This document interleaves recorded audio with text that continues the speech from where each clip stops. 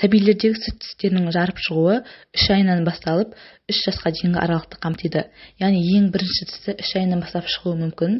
Кейбір сәбилерде 1 аптадан бастап жара бастайды, ал кейбір сәбилер осы тіспен тууы мүмкін. Бірақ кейбір балаларда 1 жасқа дейін тіс шықпай, 1 жастан бастап шығуы да қалыпты болып саналады. Ал толық тістердің шығып болу кезеңі 2,5-3 жасты құрайды. Барлығы 20 шақты тіс болады. Тіс шығу кезінде балаларда көп мөлшерде сілекейдің бөлінуі, ауызға қышыну пайда болғандықтан, ауырсыну пайда болғандықтан кез келген ойыншықтарды аузына сала бастайды. Және қатты қышығандықтан сол жердегі бет аймағын қышу пайда болады, бетінде қызару пайда болады, температура, іш өту, мұрыннан су ағу және сілекейдің көп бөлінгеніне байланысты сілекейді жұта алмағандықтан ол жөтелді де беруі мүмкін.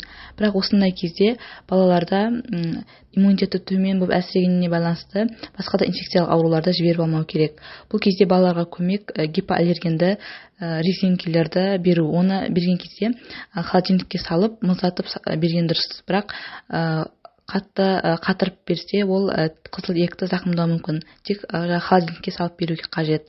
Одан кейін әртүрлі массаждар жасау, қызыл еттің қышытуды басатын, ауырсуды басатын массаждар жасау.